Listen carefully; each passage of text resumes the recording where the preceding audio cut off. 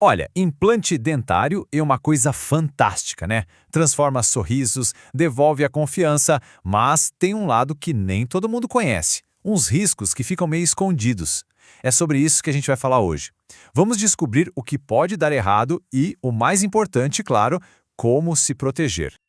Então, o nosso roteiro é o seguinte. Primeiro, a gente vai entender qual é esse tal problema oculto do implante. Depois, vamos ver uma espécie de checklist para saber quem está mais em risco. Na sequência, vamos falar sobre as soluções, desde uma simples limpeza até cirurgia. E, para fechar, a gente monta o plano de cuidados perfeito para garantir que o sucesso dure, né? Bora lá! Para ter uma ideia da dimensão disso, pensa em mais de 1 milhão de pessoas. É mais ou menos isso, a cada ano recebendo implantes dentários. É um número absurdo, né? Mostra o quanto essa tecnologia virou parte da vida de muita gente, melhorando e muito a qualidade de vida. Pois é, mas aí vem a pergunta que não quer calar. Com tanto implante sendo feito, o que acontece quando a coisa dá errado? E olha, a verdade é que isso acontece mais do que a gente imagina. Tanto que as complicações já viraram um problema sério, quase de saúde pública. E é aqui que a gente entra no lado B da história, o problema oculto do implante. O nome do vilão? Doenças periimplantares, ou, para facilitar, DPI. É bom guardar essa sigla, viu? Porque é ela que pode, infelizmente, levar à perda de um implante que foi feito para durar a vida inteira. Mas afinal, o que é essa tal de DPI? Pensa assim, sabe a gengivite que dá nos dentes? A DPI é tipo uma gengivite do implante.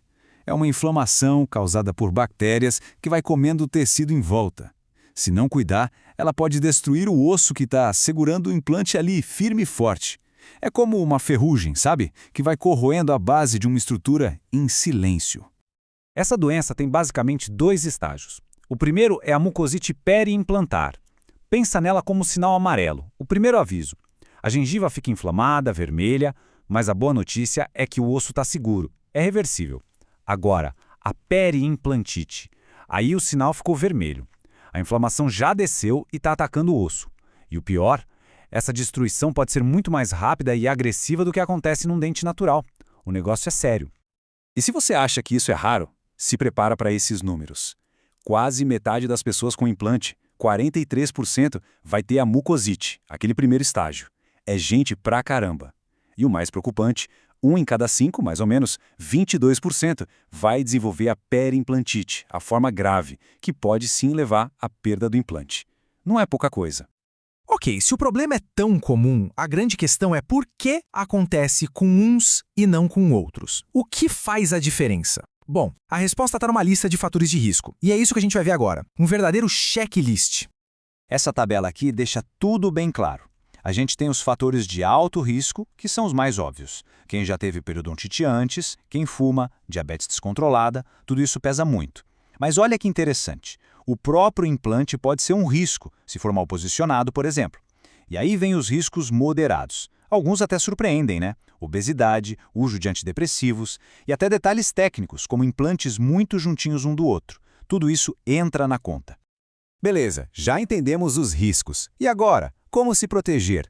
A boa notícia é que dá para fazer muita coisa. Pensa nisso como um plano de prevenção. Primeiro ponto, e esse é inegociável, tratar qualquer problema de gengiva antes de colocar um implante. Segundo, garantir que o implante fique na posição certinha, usando tecnologia para isso se precisar. Terceiro, e esse é batata, quem fuma precisa parar, não tem jeito. E claro, a prótese tem que ser fácil de limpar e doenças como diabetes precisam estar sob controle total. É um trabalho em equipe. Tá, mas e se o problema já apareceu? E se a DPI já é uma realidade? Calma, não é o fim do mundo. Existe um caminho para tratar, uma espécie de escada de tratamento que começa com uma limpeza e pode chegar até uma cirurgia. Vamos entender como funciona essa recuperação passo a passo. Imagina uma escada, ok? O tratamento segue essa lógica. O primeiro degrau, o mais importante de todos, é a limpeza profissional. O que os dentistas chamam de desbridamento. É a base de tudo. Se a coisa não resolver, a gente sobe um degrau. Aí entram as cirurgias. Pode ser uma cirurgia mais simples, só para abrir e limpar bem a superfície do implante, ou, em casos mais graves, cirurgias para remodelar o osso ou até para tentar reconstruir o que foi perdido. E aqui tem um ponto que, olha, é fundamental. Não importa se o caso é leve ou super grave. Tudo, absolutamente tudo, começa com essa limpeza profissional. É o passo número 1 sempre. É a fundação de qualquer tratamento que venha depois. Sem isso, nada funciona. E quando a gente fala em cirurgia, existem basicamente duas estratégias. A primeira, a não reconstrutiva, tem um objetivo bem direto: parar a doença. O cirurgião vai lá para limpar tudo e eliminar os lugares onde as bactérias se escondem. O foco é estancar o problema. Já a cirurgia reconstrutiva é um pouco mais ambiciosa. A ideia aqui não é só parar a doença, mas também tentar reconstruir, regenerar aquele osso que foi perdido em volta do implante. Chegamos agora no que talvez seja o ponto mais importante de toda essa conversa. Depois de tudo isso, como a gente garante que o implante dure para sempre? A resposta não é um tratamento único, mas sim um plano de cuidados a longo prazo que é uma verdadeira parceria. E esse segredo tem nome: Terapia Periimplantar de Suporte, ou TPIs. Pensa na TPIs como se fosse um personal trainer do seu implante. Não adianta ir na academia uma vez e achar que vai ficar em forma para sempre, certo? Com implante é a mesma coisa. É um programa de manutenção contínuo, personalizado, para ter certeza de que tudo está funcionando bem. É uma parceria para a vida toda. E qual a frequência desse personal trainer? Bom, não é uma regra única para todo mundo. Para quem tem um risco mais alto, tipo um fumante ou alguém com histórico da doença, o ideal é voltar a cada 3 ou 4 meses. Já para quem está com tudo estável, risco baixo, um retorno a cada 5 ou 6 meses costuma ser o suficiente. E aqui está o pulo do gato. Não existe receita de bolo. O plano de cuidados com o implante tem que ser personalizado. É como um terno feito sob medida, sabe? Ele tem que se ajustar perfeitamente ao perfil de risco e às necessidades de cada um. O que funciona para um pode não funcionar para outro. E olha, essa ideia toda não é achismo, não. Isso vem de um consenso dos maiores especialistas do mundo no assunto.